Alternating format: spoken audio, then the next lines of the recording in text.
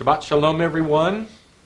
Today, just like last week, is a Shabbat laid on top of a Shabbat.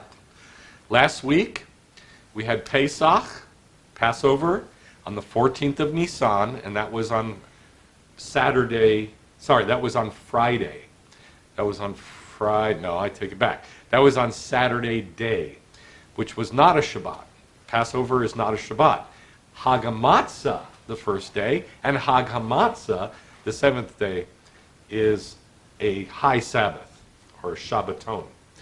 And last Sunday day, Saturday night, was the first day of Matzah. That was a Sabbath. So you had the regular weekly Shabbat, and then the next day, Sunday, was also a Shabbat. Now this week, today, is the seventh day of Matzah, which is also a high Sabbath, a Shabbaton. And so I'm going to be teaching. I'm not going to teach from a Torah portion because there is no Torah portion today. I'm going to teach about one tiny little aspect of Passover. Of Passover. Not of Matzah, of Passover. I'm also going to talk a little bit about Matzah. Now, to this day, Jews and Christians always mush together Passover and Matzah. They've always done it, but the Bible doesn't. The Bible makes it very clear that the 14th of Nisan is Passover, and the 15th of Nisan is the first day of Matzah, Feast of Unleavened Bread. So, Yeshua died on the 14th, and it was not on Friday. There's no such thing as Good Friday. It was actually Thursday. So it should be Good Thursday. Sorry about that. But Yeshua died on Thursday that week. It changes every week, Passover and Matzah. But that week it was a Thursday. And he rose on 3 days later on another festival, Bikurim, or the Feast of First Fruits. Now, this one is tricky because all it says in the scriptures is the morrow after the Sabbath, and then you shall count 7 complete Sabbaths. So most of Judaism, a normative Judaism, said that it was the Shabbaton that it's talking about there. And it said, and that what they say is that the first day after the 15th of Nisan, which is the first day of Matzah, which is the day that Yeshua was laid in the ground. That's when he was buried. Like the matzah is smashed, and you wrap a part of the matzah in white linen, and then you hide it away. Well, that's the day, 15th of Nisan, that Yeshua was buried. He died on the 14th, was put on the cross at 9 in the morning, and then he died at 3 in the afternoon, that's going to come up in the teaching today. And then the very next day, they had to get him in the ground before that sun went down, so that he was in the ground, in the grave, on the 15th of Nisan, which is the first day of Matzah. And then 2 days later, 2 days after that, comes the 17th, which was a Sunday, which is the morrow after the weekly Sabbath. Now, we follow is what the Sadducees came up with. Not the Pharisees. Pharisees said it was the Shabbaton, when it says you shall begin the counting of the 50 days of the Omer, after you make the offering of grain. The Pharisees said that it was the high Sabbath, the 15th. So the very next day, morrow after Sabbath, is 16th. But the Sadducees said, no, it's a weekly Sabbath. Why do we say that? Because it says, then count 7 complete Sabbaths. Well, how can you count 7 complete Sabbaths unless you start on a Sabbath, on the day after the Sabbath? And so they said that it was the weekly Sabbath, and that's what we believe. So that would make last Sunday it would either make last Sunday both Matzah, first day of Matzah, and Bikurim, or Bikurim is tomorrow. So we've never had, I don't remember ever having Bikurim fall on a Sunday. But I'm sorry, Hag Matzah fall on a Sunday. But that's how it is this year. So I think, and you don't have to believe me, I think that tomorrow is Bikurim. Makes it very difficult because of having Hag Matzah on a Sunday. But anyway. So, what we're going to talk about is one little tiny aspect of Passover, the 14th of Nisan, and that is about the veil of the temple being ripped in half. In Old King James, rent in twain. And the veil was rent in twain. Well, that means ripped in half. And so, we're going to talk about this. We're going to also talk about a little bit about Hag Matzah. But what we're ultimately going to see is that there is no veil in the kingdom. It doesn't exist. And a lot of other things don't exist either in the kingdom. So why the veil? That's what we're going to talk about. The title of the teaching is The Veil Will Become a Door. And this is really, really important, although I don't think I've ever heard it talked about. The veil will become a door. So in Matthew 27, verses 50 through 54, talking about the moments, the few hours, 6 hours, from the time Yeshua was put on the cross to the time he died. But it's talking about that very moment when Yeshua died. Remember, he died as the Passover lamb, or just as the Passover, on Passover. At the very moment that the Passover lamb that was slaughtered for the whole nation died. Died at the same exact moment. In my big book, when all the pictures are restored, all of these details are discussed in the chapters on Passover, Hag Matzah, and Bikurim, or first fruits. Matthew 27, 50 through 54. Yeshua cried out again with a loud voice and gave up his spirit, and behold, the veil of the temple was torn in two from top to bottom. And the earth shook, there was an earthquake, and the rocks were split. Also the tombs were opened, and many bodies of the holy ones who had fallen asleep. Now notice it says fallen asleep. That means they're dead. In Judaism, the phrase fall asleep means dead. And I know that this goes against what the whole world says, but it's still true. When you die, you are not going to heaven if you're born again. You go to sleep, and you await the resurrection. Well, these guys were resurrected when Yeshua died, which is very strange. And by the way, I don't think it means they were raised right then when he died. This is talking about when Yeshua rose, they also rose, which is 3 days later. So many bodies of the holy ones who had fallen asleep were raised, and coming out of the tombs after his resurrection, see, they entered the holy city and appeared to many. I can't find this anywhere in Jewish writings, anywhere. This has been a big cover-up. You know, it says in the book of Acts, and I believe John, it says that the priests and the Romans worked together to cover up Yeshua's death and his resurrection, to cover up his resurrection. And they worked together to do it. Well, they also covered up this, that a whole bunch of Jews, because that's who they were, a whole bunch of Jews resurrected in Jerusalem and walked around. Can you imagine what that was like? But they covered it up. So you can't find this written about anywhere in Judaism. But you can find a little bit written about the veil of the temple being ripped. And that's what we're going to talk about today, is that veil. We're going to talk about several things about this veil. I want you to see how big it was. I also want you to see how many there were. Now, Hebrews 10, 19 through 20 says this. Therefore, brothers, since we have confidence to enter the holy place by the blood of Yeshua, by a new and living way which he inaugurated for us through the veil, which is his flesh. That is a bizarre, radical statement for somebody, a Jew, teaching Jews about Jewish subjects, about Yeshua, saying, what is the parochet, which is the veil, between the holy place and the Holy of Holies? It's Yeshua's flesh. What gives him the right to say that? You can't just say stuff and then, the they stick it in the New Testament and that canonizes it. It's not how it works. The way it works is that's Jewish doctrine. And that's why it got into the Bible. So we're going to talk about that.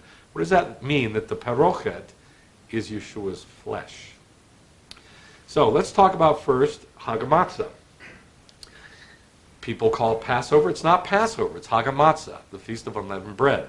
Now remember, I talked about this last week, that the word Mitzrayim, which means Egypt, is written exactly the same as Mitzarim, which means from the straits.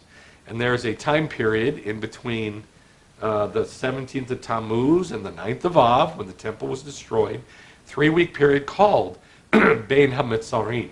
This is from Lamentations 1:3, that her pursuers, and it's talking about the destruction of Jerusalem, her pursuers would basically catch up to her Bein HaMitzarim, in between the straits. So straits is not a good thing. It's another word for the birth pangs, for constraint, for all the bad stuff that we don't like to think about, which you would call the tribulation.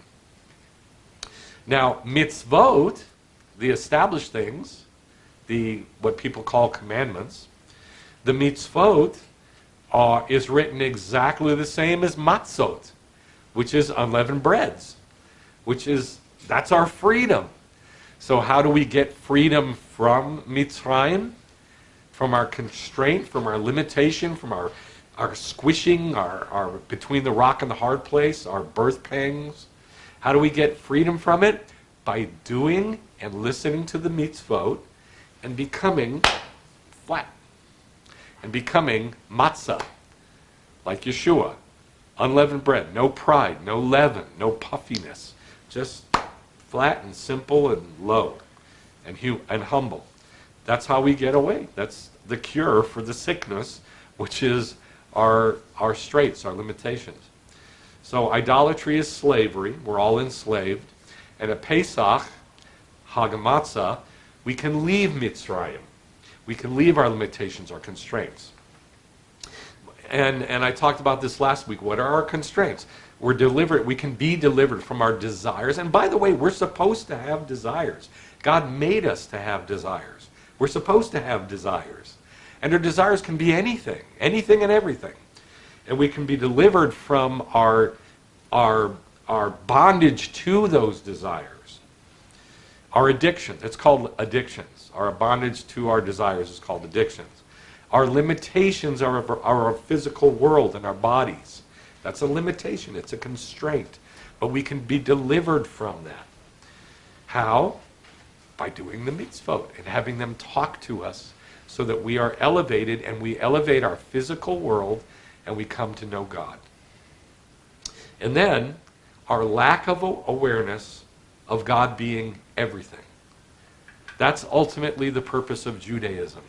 It's to get us to know God and to have this awareness that God is not just in everything, He is everything. That a part of Him, I don't want to go into the whole story from Kabbalah, but basically in Judaism, the bottom line is to know God and to be aware that there's a little particle, a little bit of God in all things. Every event, He's in control of everything. Every single thing that comes into our life, He's in control of. So that lack of awareness of that is a constraint. It keeps us, rooted to this world. And the way to get delivered from that is to do and listen to the mitzvot. Have them preach to you. And then we talked about this last week, that God brought us out. God brought us out of Egypt. Avadim hayinu leparo b'mitzrayim v'yotzienu. Yotzienu. Nu makes it us. That means us. Yotzienu, brought us out. Adonai Eloheinu, misham b'yad chazakam uvizra netuya. Our fathers were slaves of Pharaoh in Egypt, but the Lord our God brought us out from there with a strong hand and outstretched arm. Well, how did He bring us out? Well, by us doing Passover, doing Hagamatzah, doing the mitzvot and having it preached to us and being delivered from our own Mitzrayim. Then we relate to those who were physically brought out of Mitzrayim. And then it also says in the Haggadah, which is what that last quote was from the Haggadah, this is also in the Haggadah. In every generation we must view ourselves as if we ourselves had come forth from Egypt. These aren't just words. This is something that we are supposed to do. And how do we do it? We have to connect ourselves with ourselves coming out of our own bondages, addictions, limitations. As it is written, and you shall tell your son in that day, saying, on account of this thing that the Lord did for me when I came out of Egypt. So it wasn't just our fathers whom the Holy One redeemed, but he equally redeemed us along with them. Equally. On the same level. They didn't have something that we don't get. So, what does all this mean? This means that Yeshua is our Passover. That's what it means. It means that Yeshua is our Pesach, who died so that we can be delivered from our own limitations. But how does that come? By doing and listening to the mitzvot. Now, you can be delivered by Yeshua. You can. And not be delivered from parts of your life. Parts of your limitations, parts of your addictions, parts of your physical problems, your mental problems, your emotional problems, your lack of awareness of God and everything. Just because you've been delivered by Yeshua doesn't mean you've appropriated. I know I haven't appropriated everything that Yeshua gave me by dying as the Pesach so that I can go out of Egypt. I haven't, and I know you haven't either. But this is the work that we are supposed to be doing every day, every week, every year, is getting freer and freer and freer from ourselves. That's the work. And how does that happen? By doing and listening to the mitzvah. So, here's how Yeshua fulfilled that moed. Now, moed means appointment. All the festivals are called two words in Hebrew. They're called a moed, which means an appointment. They're also called a mikra, which is translated as holy convocation, but it does not mean a holy convocation. It means a rehearsal. A mikra comes from the word kara. It means to call out or to assemble, but it also means a rehearsal. That means something that's done over and over and over again. So these two things, all the festivals are, including Shabbat, they are all an appointed time, but they're also a rehearsal. Rehearsal for something in the past and a rehearsal of something in the future. Now Yeshua, people love to say Yeshua fulfilled the Old Testament, fulfilled the law. Well, how did he fulfill Passover? How did he fulfill Hag Matzah? And the details of it. So here's just the tip of the iceberg of how Yeshua fulfilled the moed. Exodus 12, 5 through 6 says, you shall keep it being the Passover lamb, until the 14th.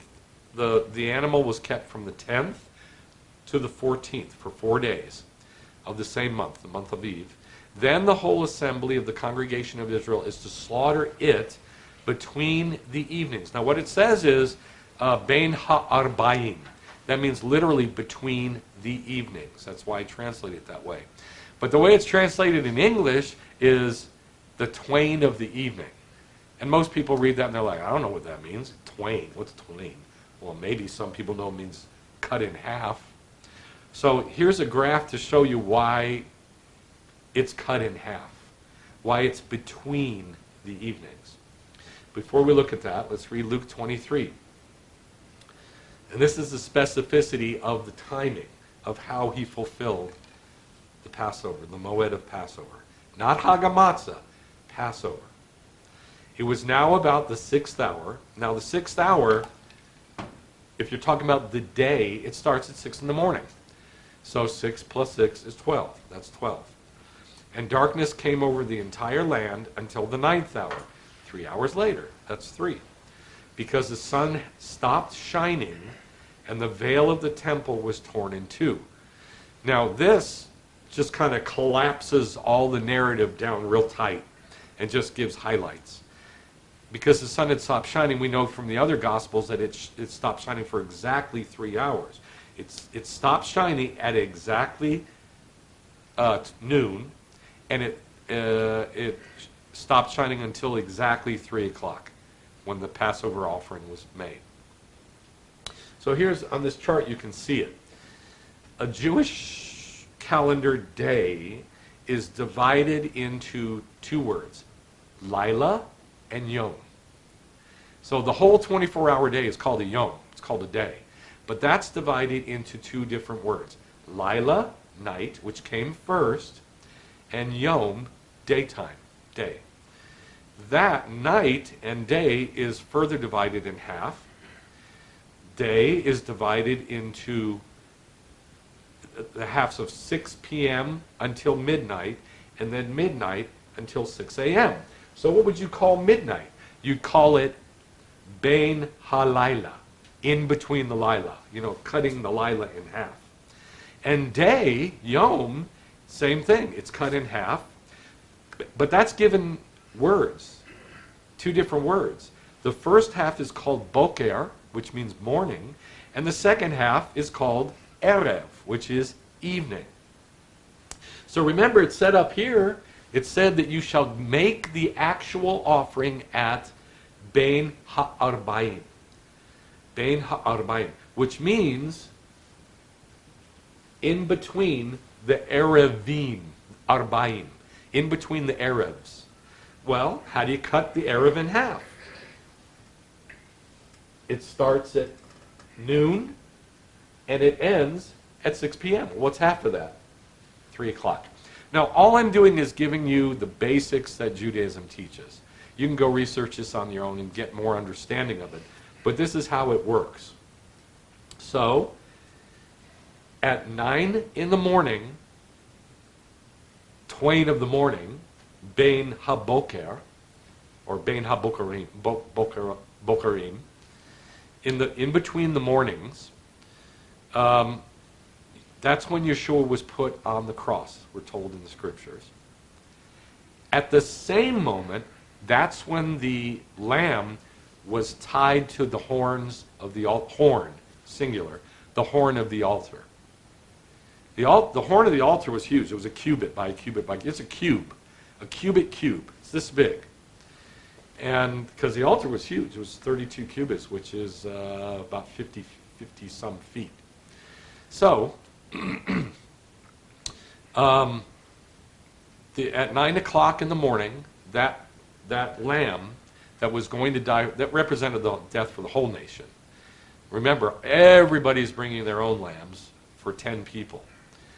But there's one for the nation itself. That lamb was tied to the horn of the altar at exactly 9 o'clock. That's the moment Yeshua was put on the cross. And then, 6 hours later, it was slaughtered at 3 o'clock. Now, 3 o'clock was the normal time for the Tamid, which is the daily sacrifice. There was one at 6 in the morning and one at 3 in the evening. This was the normal time of the Tamid. So that's the moment that Yeshua died. He died at exactly the same time that the throat was slit on the Passover lamb that was going to die for the nation. What's the date? The 14th of Nisan. So we know with great precision how Yeshua fulfilled Pesach. And by the way, this is just the tip of the iceberg. But at least we know the timing to the moment. Now, I know this always makes people mad when I bring up the Christian view, when I say Christians believe this. I get that. But you know what? It has to be done. Somebody's got to do it.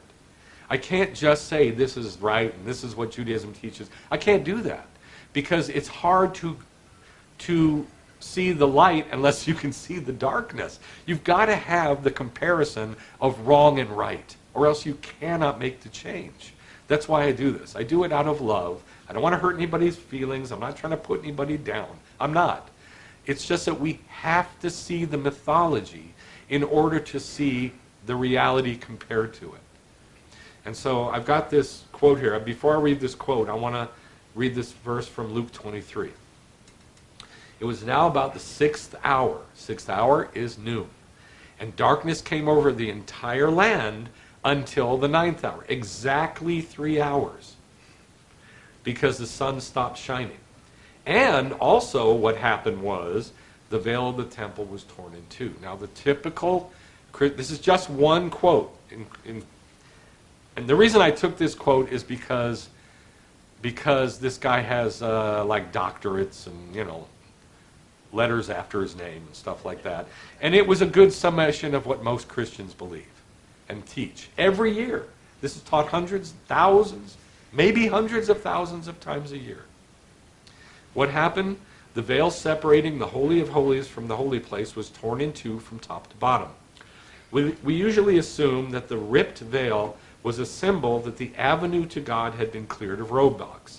No more veil, no more wall, no more only one Jewish dude dressed to the liturgical nines entering annually with goat blood in his hands to paint the seat of mercy.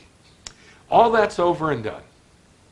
Since Jesus veni vidi vici came, saw, and conquered, all that Leviticus stuff has been boxed up, handed to UPS, and shipped off to the museum.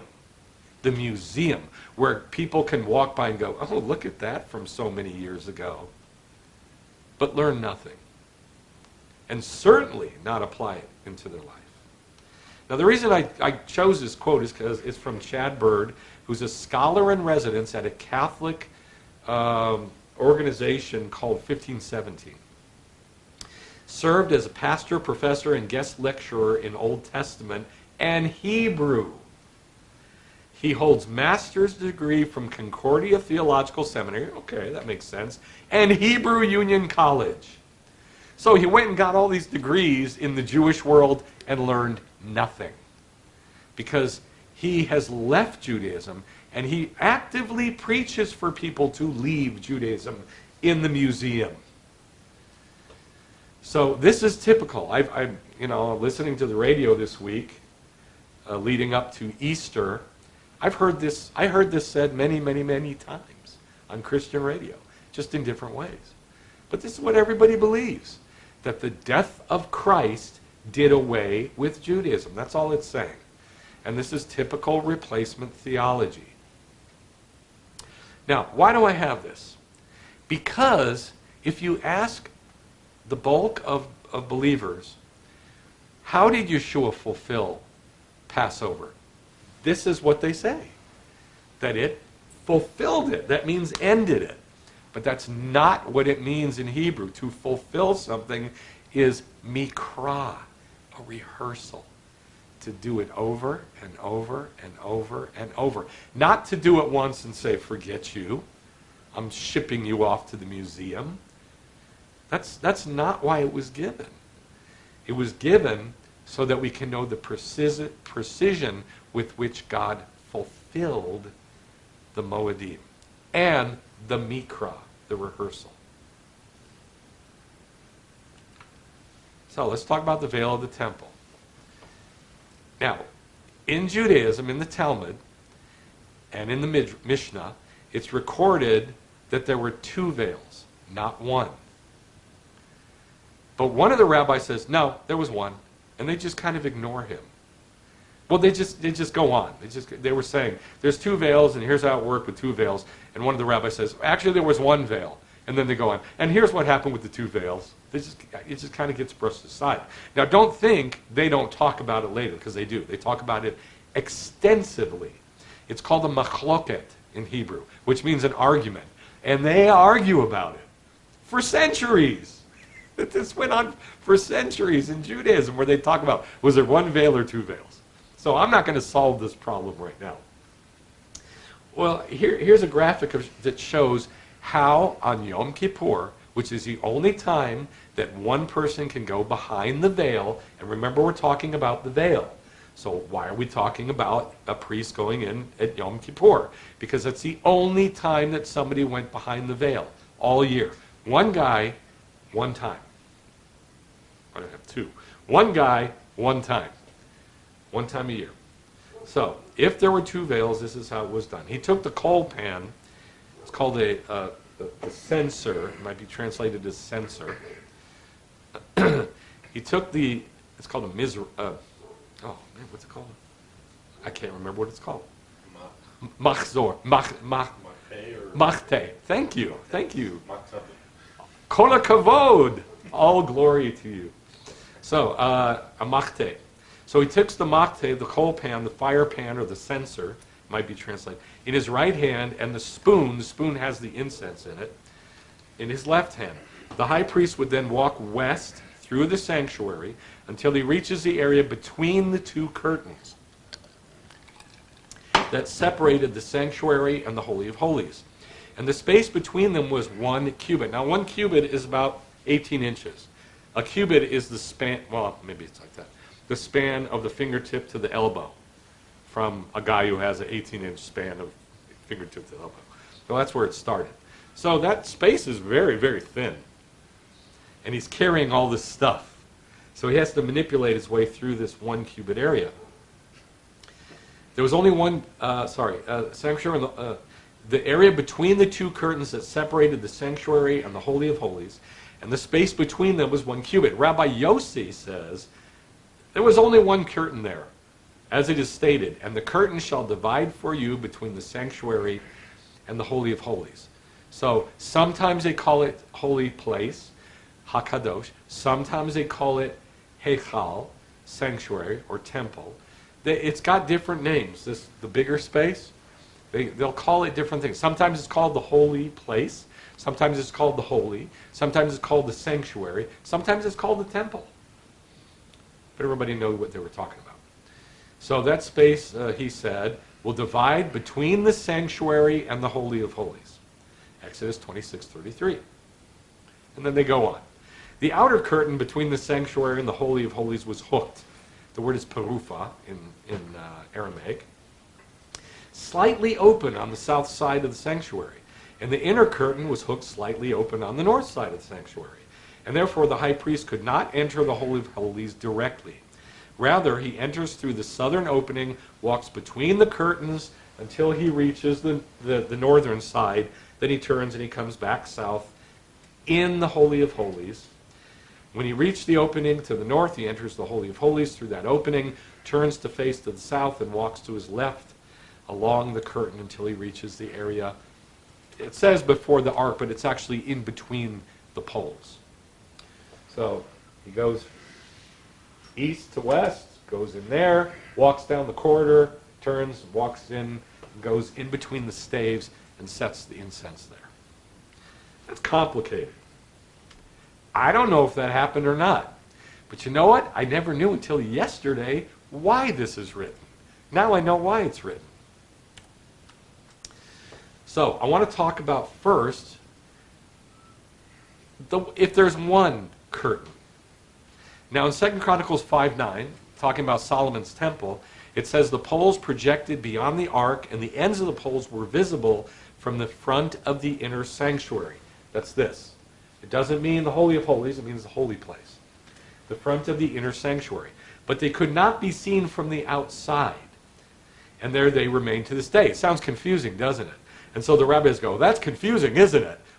So Rabbi Judah contrasted the following passages, and the ends of the staves were seen, and it is written, but they could not be seen outside or without. How is that possible? It's confusing.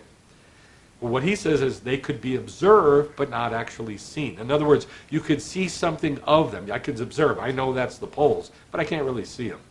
Here's how he says it. How then? They pressed forth and protruded as the 2 breasts of a woman, as it is said, my beloved is unto me as a bag of myrrh that lies between my breasts. You can't say anything in Judaism unless you quote Scripture. You can't, because you have no authority.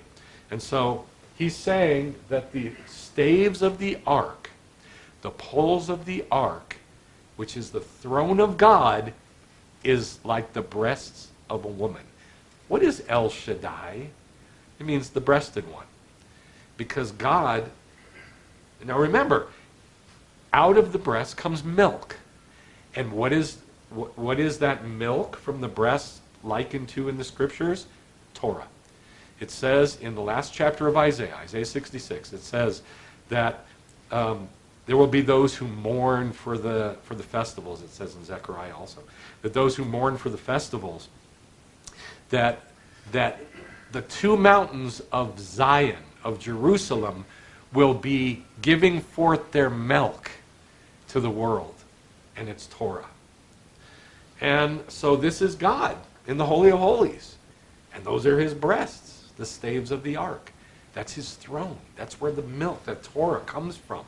It proceeds from him to us. So this is not a small statement that the rabbi is saying, that Rabbi Jude is saying. He's saying this is a picture of God as El Shaddai. And that's where we get our sustenance. And that's why it's important that those staves kind of protruded on the parochet, on the veil. So my question is, where was it rent in twain? Where was it split?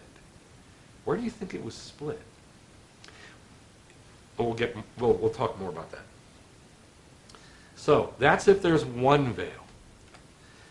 So here's a picture of the veil being split. I don't really like this picture of the veil, but whatever. The veil, it says, had cherubim on it and palm trees. But that's okay. So it's about the right height.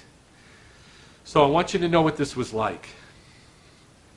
Rabban Shimeon ben Gamaliel says in the name of Rabbi Shimeon, son of the prefect. The prefect is like the priest who's in charge of the temple.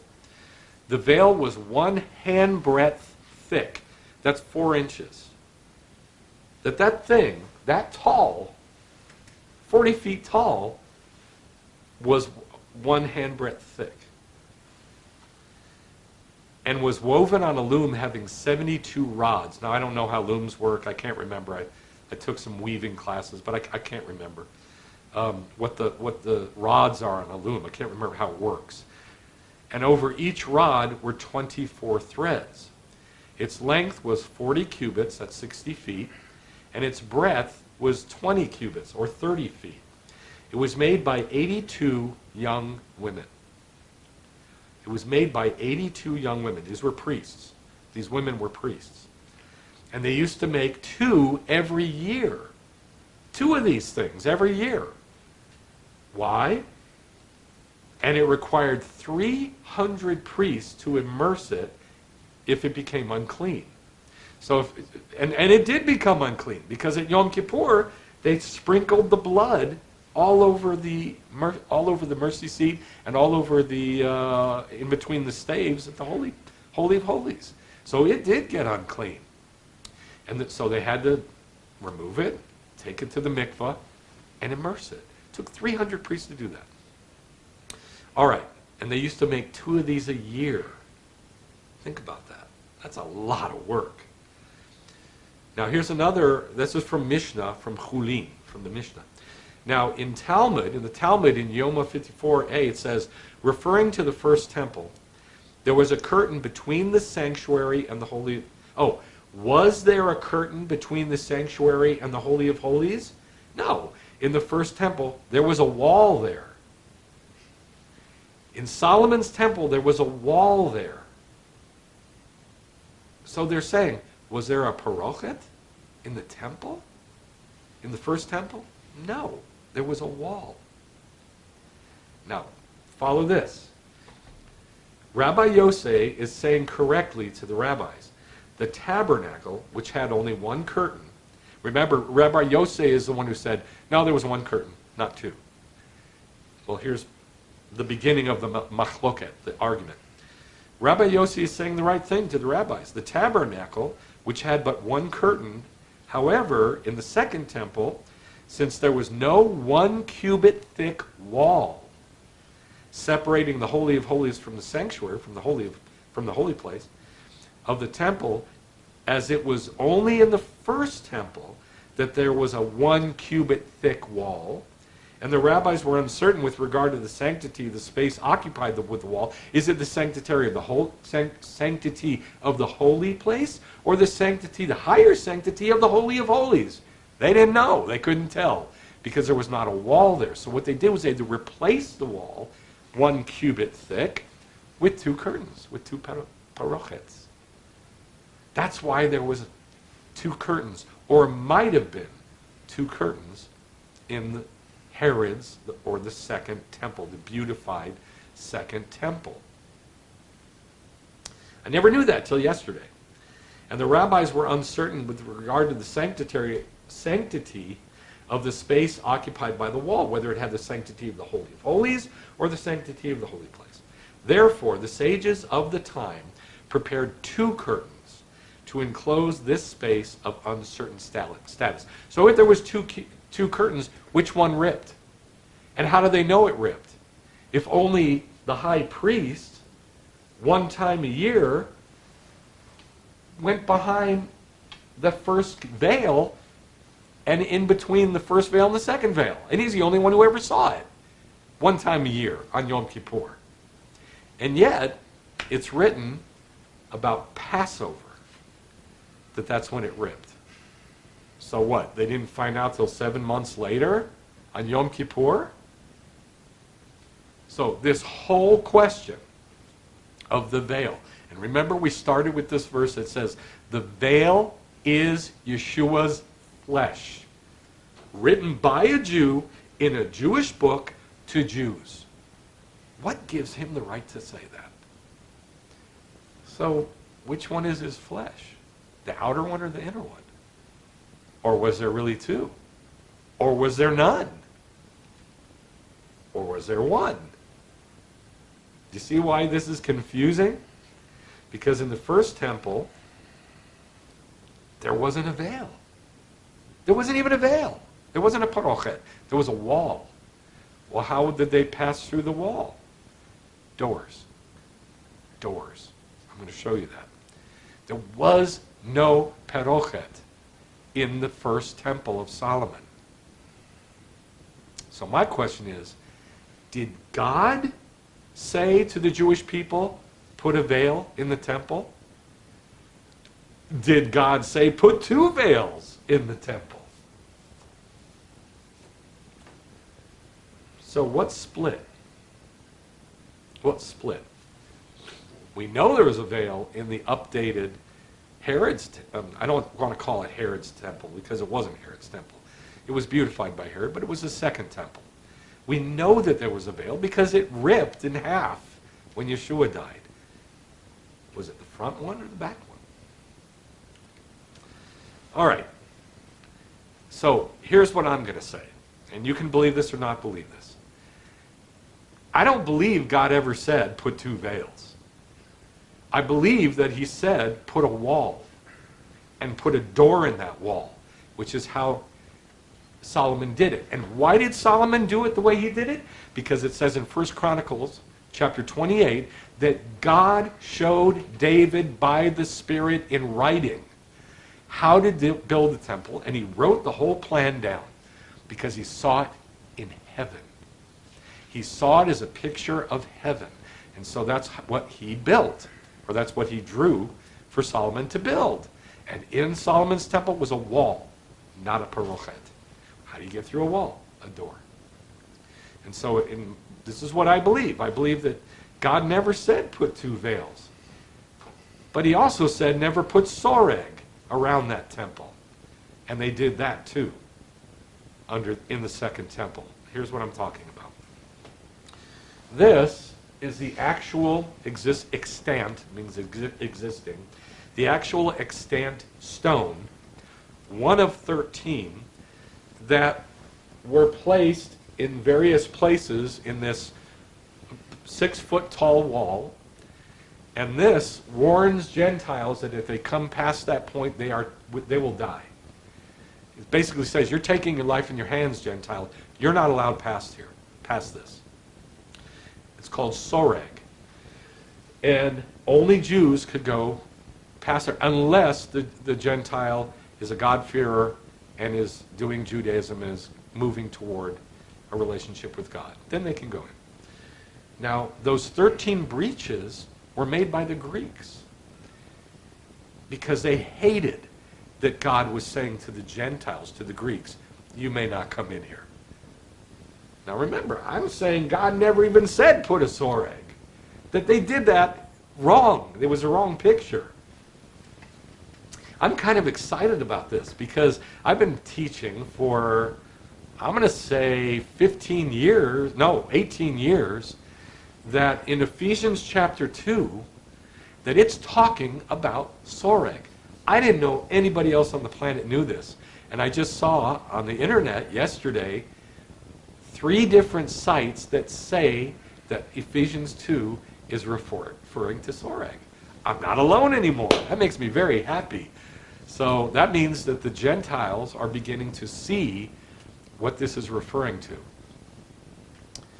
Therefore, remember that previously you, Gentiles in the flesh, who are called uncircumcision by the circumcision, remember that you were at that time separate from Messiah, excluded from number 1, the people of Israel. You were excluded from number 2, the covenants of promise made to the Jews. You were excluded from number 3, hope, having no hope. And number 4, you were excluded from God himself. That's pretty big, those 4 things. But now in Messiah Yeshua, you who previously were far away from Israel, hope, and God, have been brought near to Israel, hope, and God by the blood of Messiah. Now here's the problem. The things in those parentheses, nobody ever goes back to what Shaul quoted saying those 4 things. Nobody ever does it. They just read it and they leave out what you were far away from and what you were brought near to. I put it back in because I think that's the whole meaning of the verse. What were you far away from? What have you been brought near to? You've been brought near to Judaism. That's what it says. The people of Israel, the covenants of promise, that's Judaism. Hope and God. That's Judaism. That's what you were far away from. Well, now you've been brought to that. And you can have a relationship with God through Judaism. But he says this was done by, you were brought near to these things by the blood of Messiah. That the blood of Messiah on Passover brought Gentiles toward the Jewish people, the covenants of promise, hope, and God. You weren't pushed away from Judaism, you were brought to Judaism by the blood of Messiah. Now, I read 3 different websites that said that this next part is talking about Soreg. And by the way, all 3 of those sites did not say what I'm saying about the first part. They just read it as normal and say, blood of Christ, blood of Christ, blood of Christ. And then they say, for he himself is our peace, who made both, the Jew and the Gentile, one, made both into one, and broke down, and then what they say is, how do Christians say it? The middle wall of partition, which it does not say in Greek. It says the barrier of the dividing wall. So they misquote the verse by saying the middle wall of partition, but they do say that's talking about Soreg. So they've come a long way toward the proper thing. Now they haven't gotten to that being able to approach is being able to approach the temple. Even though they say it's a wall around the temple, they don't say that means we can approach Judaism. They say we can approach Christ and God because of the blood of Christ. But hey, I'll take it. That's better than it's ever been. So it looks like the body of Messiah is getting closer to understanding this. And I don't know what else is out there on the internet and not on the internet. I just saw 3. For he himself is our shalom, who made both one, and broke down the barrier of the dividing wall by abolishing in his flesh the hatred, the enmity, the fighting, the machlochet, which is the Torah, the law. It's not Torah, it's dot. It's the curse of the law. By abolishing in his flesh the hatred, the dot of commandments, mitzvot, in ordinances, and I believe this would be mishpatim, so that in himself he might make the two one new person, establishing shalom. So that's a lot of words, a lot of stuff all kind of mishmashed together. But the bottom line is this: Gentiles get to approach Judaism and therefore get to approach God. And why? Because Yeshua died on Pesach to bring everybody into the temple. Which temple? The temple in heaven. But it's also the physical covenants of Israel and the people of Israel. So, what about Soreg? Who said to put Soreg up? It was there in the temple. Will it be there in the kingdom temple? What I'm saying is no, it will not be. That God never said put two veils to replace the wall that was there in Solomon's temple. And God never said erect Soreg, saying, Gentiles, you may not cross, you may not pass. Like in Monty Python, you may not pass. Because that's what it was. You're going to die if you pass this point. There was nothing like that. And there was certainly nothing like that in the tabernacle. And the tabernacle is a picture of heaven, and the temple is a picture of heaven. Now, there are sites that talk about the two veils. And what it says is this. It says that the veil in the tabernacle, the parochet in the tabernacle, was given by God, and it was. But that's not what was ripped. What was ripped was the veil in the temple. And that was a bad thing. God never said that. God never said build a physical temple. Yes, he did. So what it's saying is that it never references the ripping of the veil in the tabernacle, just the temple. Yeah, sort of. But what it's doing is it's saying that the temple is not the same picture as the tabernacle. And it is. God gave it to David. It is very definitely the same picture of the temple in heaven. That's why it's called a temple in heaven, because there's a temple on earth. So, no soreg, no two veils. That's what I'm saying. So, obviously, we can enter the I'm going to stop right there. We can enter the Holy of Holies. Really? Really? We can enter the Holy of Holies? But, people say that like it's a given. Christ made it so that we can enter the Holy of Holies. They say it like it's nothing. Really? So Hebrews 10:19 through 20 says this. So, brothers, since we have confidence to enter the holy place. See, there it is. We can enter the Holy of Holies. Now, I don't think it's the holy place here. I think it's the Holy of Holies. Like I said, sometimes it gives it different names. Well, here it's talking about the Holy of Holies. Why? Because it says it. By the blood of Yeshua, by a new and living way, which he inaugurated for us through the veil, that is his flesh. All right. So people say, and they say it almost flippantly, we can enter the Holy of Holies. Yeah, maybe. Only if you know what that means.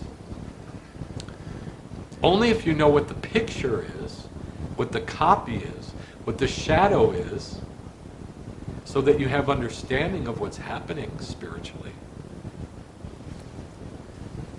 Yeshua's blood made an entrance into the people of Israel, the Commonwealth of Israel, the covenants of promise, hope, and God. Well, where was that? That was Jerusalem, in the temple, and in Israel.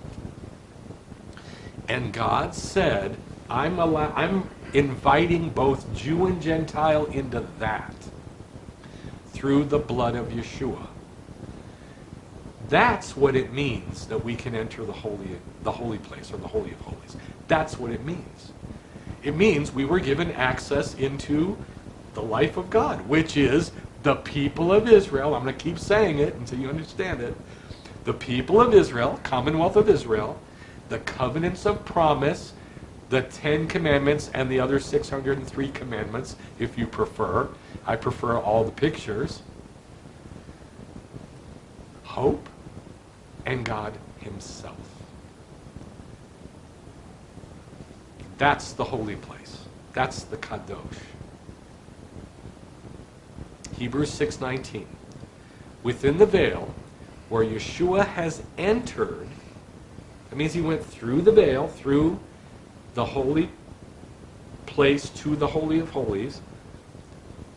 Yeshua has entered as a foreigner, but I thought it said that the veil was his flesh. You see the problem here? If the veil is his flesh, so what? Yeshua entered from the holy place into the Holy of Holies through his own flesh? This is confusing. Within the veil, where Yeshua has entered as a forerunner for us, having become a high priest forever, according to the order of Melchizedek. Now, here's where we have to talk about the bottom line, which is Yom Kippur. The bottom line isn't Passover, the bottom line is Yom Kippur. On Yom Kippur, one man, the high priest, could go in to the Holy of Holies, and he had to have blood. Well, this is saying that Yeshua did that, and then there's a few verses later in chapter 6 where it says that he did that with his own blood. So he entered into the Holy of Holies in heaven by passing through the veil, which is his flesh, carrying blood, which is his self, his own sacrifice. So yeah, that sort of makes sense, that he had to pass through his physical body and offer himself physically, his blood, and take that into the Holy of Holies in heaven, not on earth, in heaven. Sort of makes sense. Still a little confusing. Hebrews 9, 8, and 11. The Holy Spirit is signifying this, showing this. This is confusing. Again, that the way into the holy place, what does that mean? The way into the... Why would we need a way into the holy place? We're not a high priest. It's not Yom Kippur. We're not allowed to go in there. So why do we need entrance into that? Because it's in heaven. It's not on earth. All of the things on earth are still on earth as a picture of what's in heaven. It wasn't boxed up and sent by UPS to a museum. It wasn't. It's still here on earth in Judaism as a picture of what's in heaven.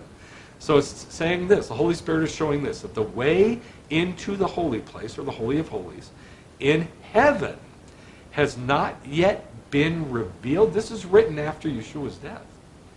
Has not been revealed while the outer tabernacle is still standing. What in God's green name does that mean? While the outer tabernacle is still what? So here where it's talking about the outer tabernacle, it's talking about the holy place. And what it calls the holy place is really the Holy of Holies. So I'm going to read it like that. The Holy Spirit is signifying this, that the way into the Holy of Holies has not been revealed yet while the holy place is still standing. The holy place was still standing. And so was the Holy of Holies. In the temple, in Jerusalem, in Israel, while this was being written. That was destroyed in 70 AD. This was written before 70 AD.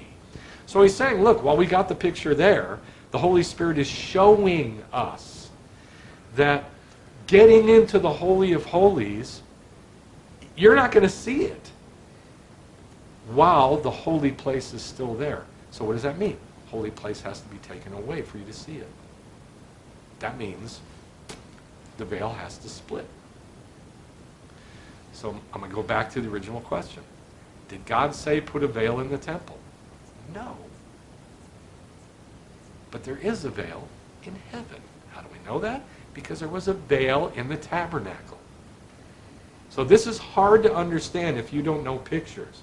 It's probably impossible to understand if you don't know all of Judaism as pictures. But if you know pictures, it's easy. That the outer one, the holy place has to disappear, in essence, so you can see the Holy of Holies. Well, how's that going to happen? You make a break. You go through the door. You go through the veil. So you can get into the inner part. That makes the outer part go away for you. You are now in the inner part. All right, so that's it in picture form. And I know it's confusing, especially if you don't know Judaism as pictures. But if you know Judaism as pictures, it's pretty simple. The Holy Spirit is showing this. Showing how? Through this. That the high priest, one time a year, goes behind the veil. And for him, at that moment, this does not exist. Same thing happens spiritually. You can go, because of Yeshua's death at Pesach, we can go before God's presence, before God's throne. And all the outer stuff does not exist. It doesn't matter. The outer stuff being the table of showbread, the menorah, the altar of incense, the altar outside the sanctuary. It doesn't matter because you've gotten inside the most holy, the most sanctified place, which is God's throne room. That cube. 20 by 20 by 20 cube. But in heaven, it's a billion by a billion by a billion. I don't know how big it is, but it's not even physical. But that exists in heaven. And we get to go in there because Yeshua died at Passover, inviting us into Judaism and to know God. So, the Holy Spirit is showing this, that the way into the holy place has not been revealed. You can't see it while the outer tabernacle is still there, which is a picture, a symbol for the present time. It was destroyed in 70 AD. And he entered through the greater and more perfect tabernacle, not made with hands, not of this world. It's in heaven. So, can we go into the Holy of Holies? Well, we have to. Because Yeshua, through ripping his flesh and offering himself as a sacrifice, we go in there with him. So we do that once a year, once a month, once a day. How does that work? We go in when Yeshua goes in. And do not think that Yeshua goes into the Holy of Holies, the throne room, constantly, that he's sitting there. He is not. He is a high priest that all the high priests were a picture of. That means he goes in once a year on Yom Kippur. That's the Moed. That's the appointed day. So we go in once a year with Yeshua. Period. Now, I said that I read these websites that say that Ephesians 2 is talking about Sorek. That Sorek was not. That God never said that erected in the first place, and that's true. And that Yeshua, by his death, knocked it down. Spiritually, pictorially speaking.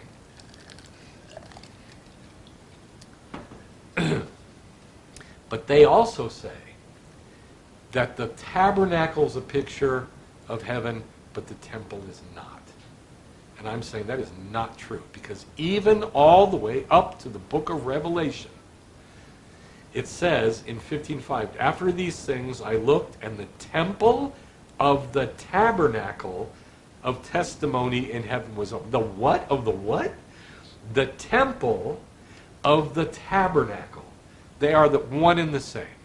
The temple is just an expanded version of the tabernacle, that's all.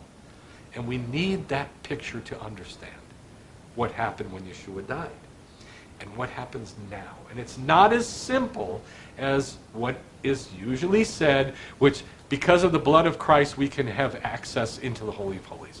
No, we cannot. We can go in there when he goes in there. That's it. And what was that access? The ripping of the tabernacle veil. The tabernacle veil. Physically, the temple veil was ripped. I still don't know if there was one veil or two, but I know there was a veil. I think God never said put two veils. And I think God never said put soreg. But they did put soreg. So I think they put two veils too. I think it was two veils. And it was wrong. So which one was ripped? I can't answer that question. I'm thinking it has to be the outside one. Because nobody could enter the inside one. They could only They could only be in the holy place. Nobody could go in the Holy of Holies. So if the outer one ripped, they got 2 a year. They just replaced it. And that's why they covered it up. They covered it up. It's a big cover-up. Just like they covered up the resurrection of the Messiah. They covered up the veil of the temple being ripped.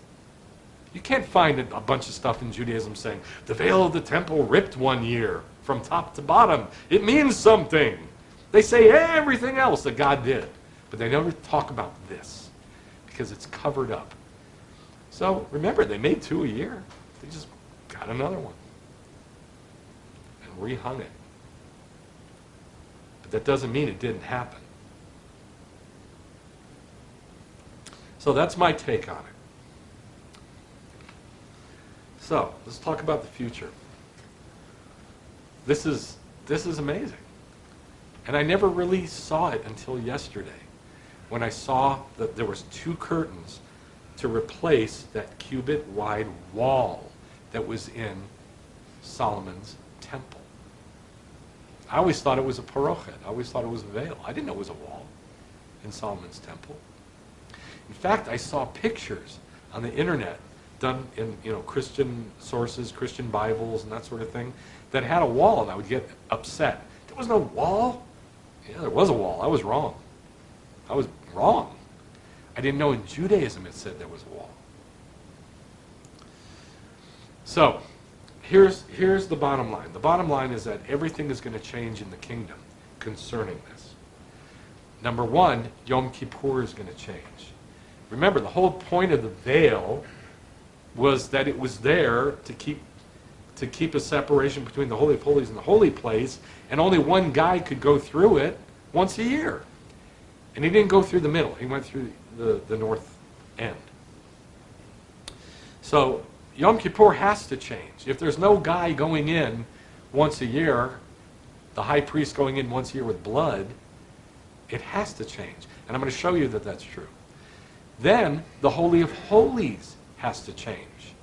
Is it going to have a parochet, a veil, like the tabernacle? And then the ark is going to change, and the veil is going to change. All of these things are going to change in the kingdom. So we're going to start with this quote from the Zohar. This is a cool quote. It's from Tikkunei Zohar. That means the restoration of the Zohar. 57b, verse 4. It says, Yom Kippur, is called Purim. No, other way around. Purim, is called Purim because of Yom HaKippurim, which can be read as Yom Day HaKippurim. That is like the Purim. The day that is like Purim. Yom Day the Kippur, Ki, like Purim. What? That Purim is just like Yom Kippur. Oh my God, it's the exact opposite of Yom Kippur. Purim is getting drunk and being happy and being silly and dressing up and being crazy. Yom Kippur is like the most solemn day of the year, and you fast for all your sins, and you don't eat or drink for 24 hours, and your stomach is rumbling, and you're dressed in white, and you can't wear leather, and there's all these restrictions, and you pray for 24 hours solid. That's the opposite of Purim. What gives this guy the right to say this? Because it says it in the Tanakh. It says it. It comes right out and says it. It's in Zechariah 8. The second I read this thing in Tikkunei Zohar, I was like, yeah, that's right. I know where that is in the Tanakh. Zechariah 8:19. The Lord of hosts says, the fast of the 4th, that's the fast of Av, the 9th of Av, the fast of the 5th, that's the 17th of Tammuz, the fast of the 7th, that's Yom Kippur, and the fast of the 10th, the fast of the 10th of Tevet, will become joy, jubilation, cheerful festivals for the house of Judah. So, love, truth, and peace. That all 4 of the big fasts of the year, Yom Kippur being the biggest one, are going to become joy, jubilation, and cheerful feasts in the kingdom.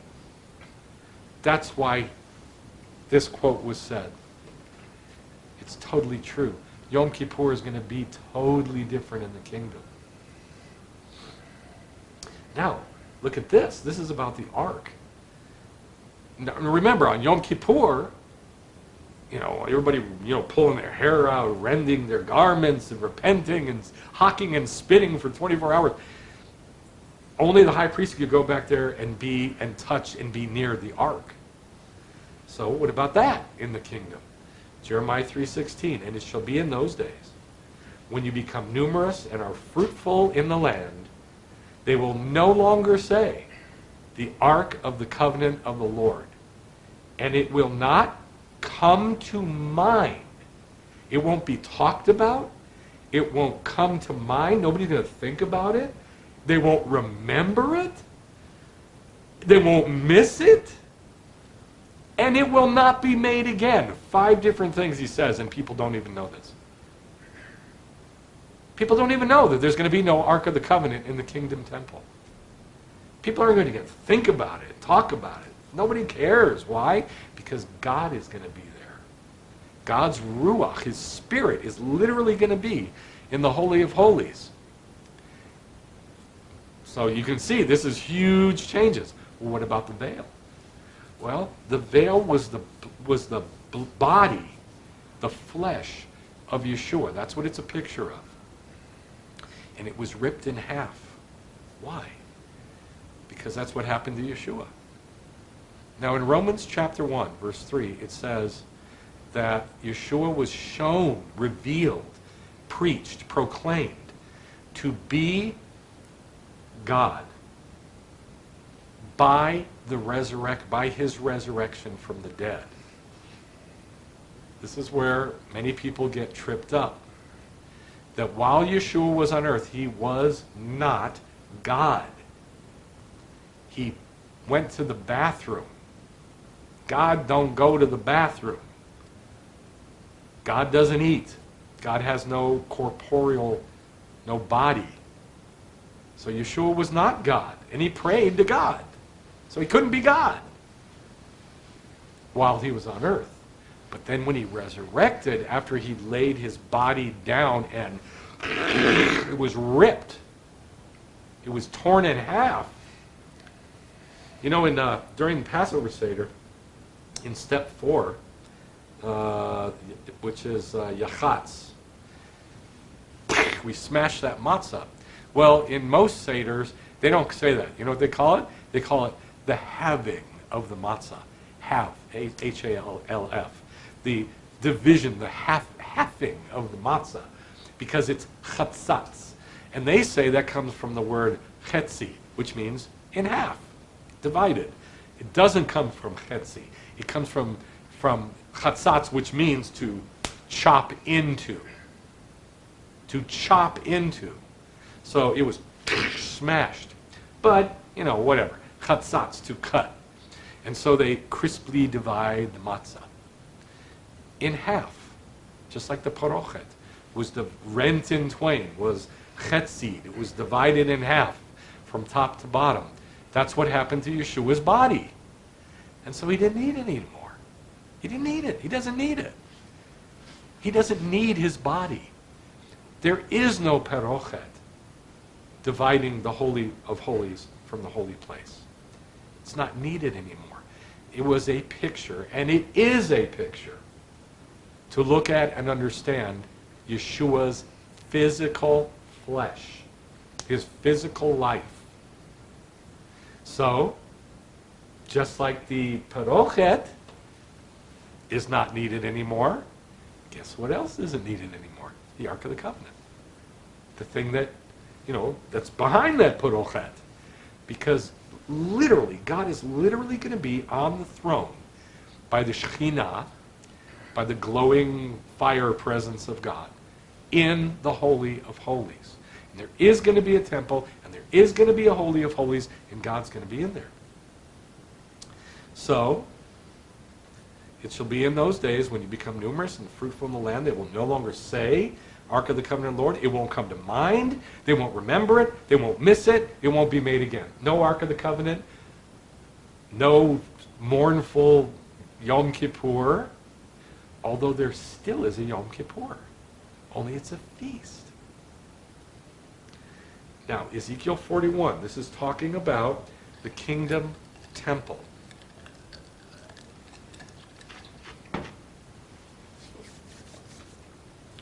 Ezekiel chapters 40 through 48 give us all the details we need to understand and to see and to picture in our mind the kingdom.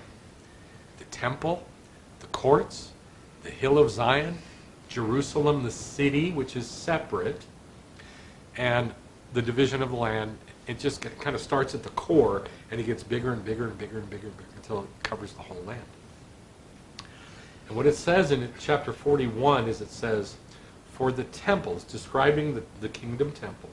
And it says, for the temple, the mezuzot were squared. Now, by the way, I have translated this directly from the Hebrew. And I made great pains to be very, very careful about the wording, because I went right from the Hebrew. For the temple, the mezuzot were squared. And the entry, or face, panav, of the holy, the vision was like the vision. In other words, there was one ma'era, one vision that was just like the other vision or seen thing. Now, here's where it gets weird. The altar of wood, 3 cubits. What? The altar is outside the sanctuary. But now it's talking about the holy place and the Holy of Holies. That's the vision and the vision, that they're similar. The vision of the holy place was like the vision of the Holy of Holies. And the mezuzah, the mezuzot of the entry into that Holy of Holies was square. And so was the entry into the holy place. They were both square mezuzot. And then it talks about the altar of wood, 3 cubits high. That's about 5 feet high. That's tall, 5 feet high. It's a table, 5 feet high. And its length, 2 cubits. It's about 20, that's about 18 and 18. What's that? 36. That's about 3 feet. It's a 3 foot by 3 foot table, square. There is nothing like that in the Holy of Holies, and there's nothing like that in the holy place. Its corners, its base, there's no base on anything in the Holy of Holies. Its base and its sides were of wood.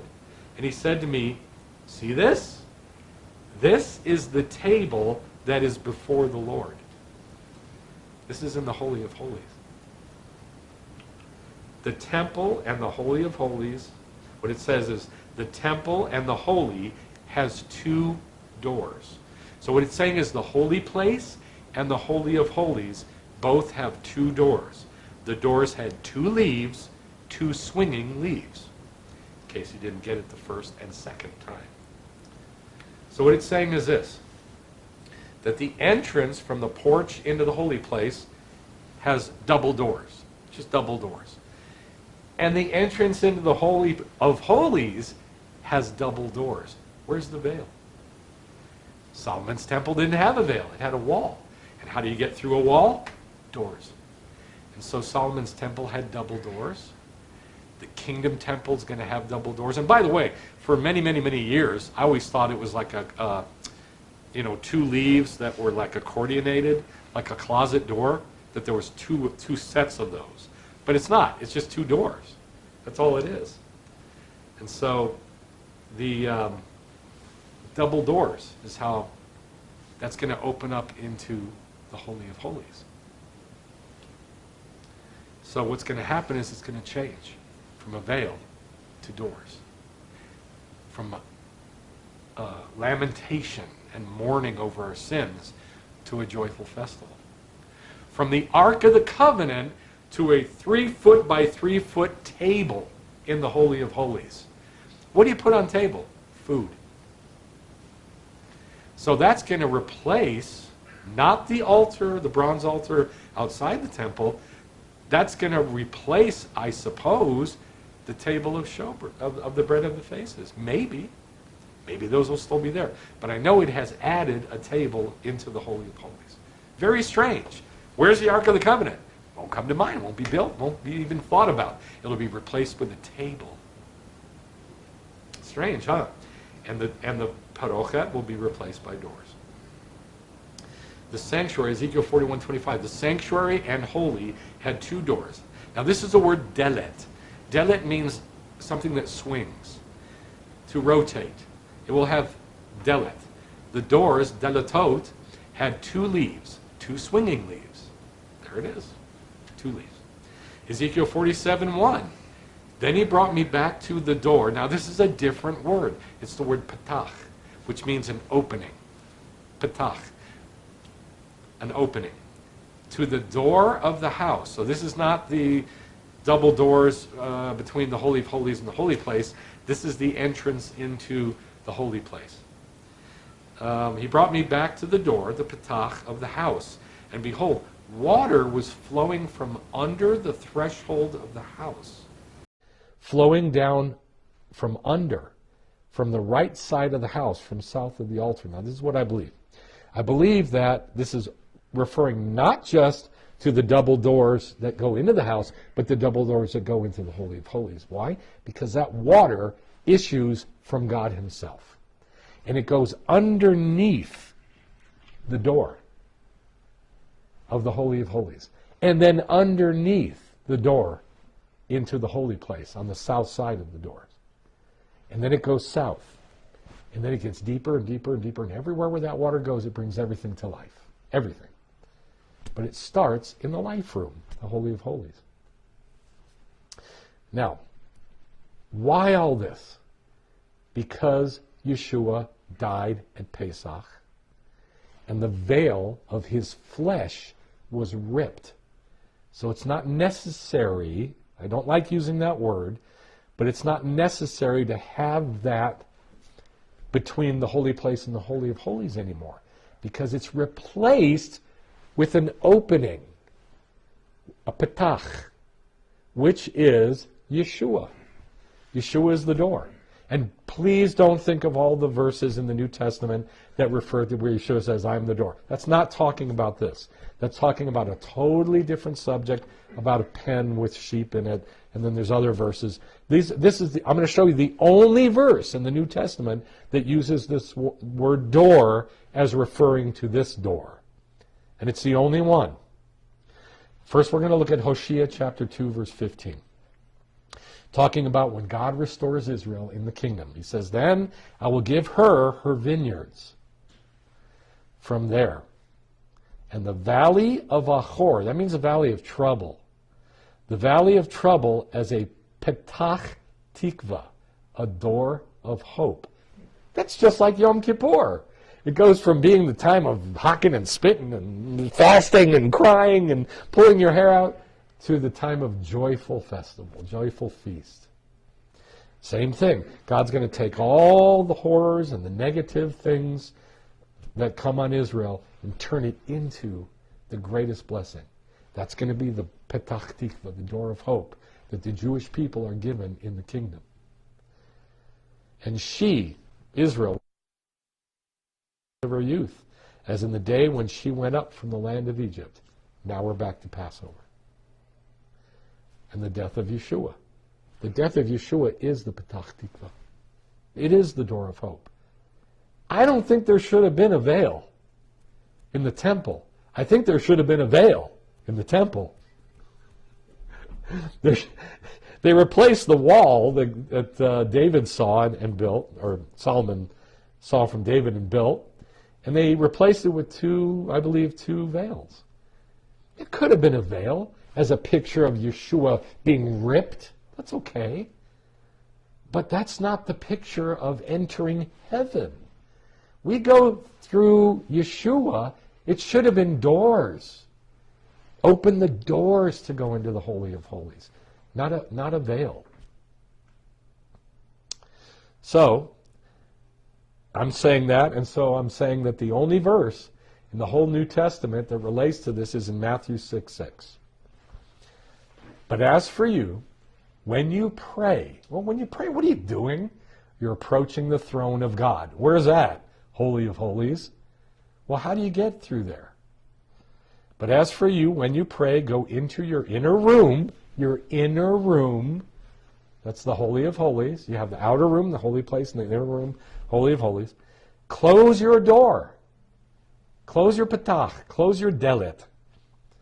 And pray to your Father who is in secret. He is hidden. And your Father who sees from his hidden place, who sees the secret things, will reward you. What is that talking? It's talking about when you pray the Jewish prayers and approach God. You know, every time we go to the bathroom, every single time we go to the bathroom, we pray, "Blessed are you, Lord our God, who in wisdom has made man with holes and holes, and hollows and hollows. It is known and understood that if one of them was blocked or pierced, it would be impossible to stand before your throne in prayer." Stand before your throne in prayer for even 1 hour. 1 measly hour in prayer. What's it talking about here? Going before your Father in his secret place, before his throne, through the door. That's the Holy of Holies in heaven. And so God's going to take that picture that is there in heaven. There's a door. There's no parochet. There's a door in heaven, and it's Yeshua's death that opens up. And it's not always open. Don't think those doors are open 24/7. They are not. They're open at Yom Kippur. That's when we can go in. Now we can act that out anytime. We can act that out every time we do the Jewish prayers. We can approach God's throne. And we're supposed to approach God's throne. But please understand that you don't have the right to approach God's Holy of Holies just because Christ died. That is not how it works. You approach with the Jewish prayers that he gave us so we can come to know him, and Yeshua invited us into the life of God, which is the Jewish people, Commonwealth of Israel, the covenants of promise, hope, thank you, Doug, and, he's not going to say that one, and God. So those 4 things are what we enter into through Judaism because of the blood of Yeshua. The blood of Yeshua didn't do away with those things. The blood of Yeshua invited us into those things, both Jew and Gentile. So, no soreg, no 2 parochets, no 2 veils, a door. Everything is going to change in the kingdom. Yom Kippur is going to change. The Holy of Holies is going to change. The Ark is going to change. The veil is going to change into a door. Because Yeshua's flesh was ripped in half at Pesach at exactly 3 o'clock in the afternoon when the Passover lamb was killed, and then it was later roasted and eaten. So that's how Yeshua fulfilled at least one tiny part of Passover. Shabbat Shalom.